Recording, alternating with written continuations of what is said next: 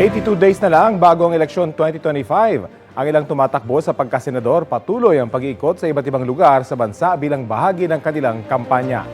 Balitang hatid ni Ivan Mayrina. Sa Laguna, ibinida ni Atty. Angelo de Alban ang kanyang mga advokasya gaya ng kontra-korupsyon. Sa ilang palengke sa Nueva Ecija, isinulong ni Mimi Doringo ang aumento sa sahod. Sabi naman ni Jerome Adonis, hindi dapat puro negosyante ang nasa Senado, kundi ordinaryong tao.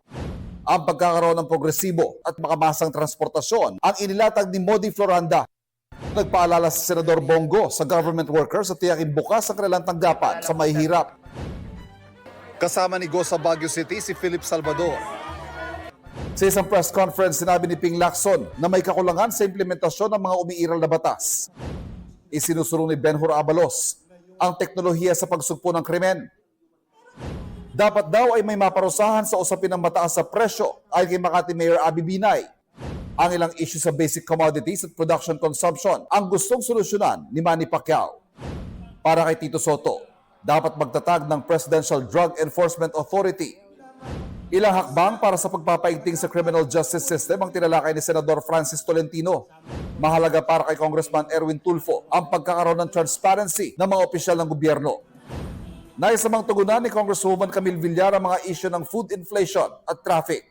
Sama-sama rin sila sa campaign rally sa Pasay City, kasamang iba pang katiket na sina Senador Lito Lapid na palalawakin daw ang turismo sa buong Pilipinas. Senadora Amy Marcos na isusulong ang murang bilihin at disenteng trabaho. Senador Bong Revilla na paglalaban daw ang karapatan ng lahat. At Senadora Pia Cayetano na binigyan din ng pagbibigay ng maayos sa kinabukasan para sa pamilyang Pilipino. Nagbigay suporta sa kanila si Pangulong Bongbong Marcos. Ang kailangan po natin ay mag-unlad, hindi po nananakot at nagsisisigaw.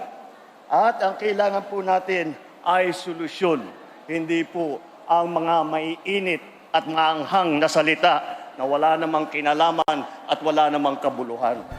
Sa press conference, siniling ni Atty. Sani Matula ang pagpapalaya sa isang nakakulong na aktivista. Inihayag ni Willie Revillame sa Lipa ang ilang plano para sa libreng edukasyon at pagpapagamot.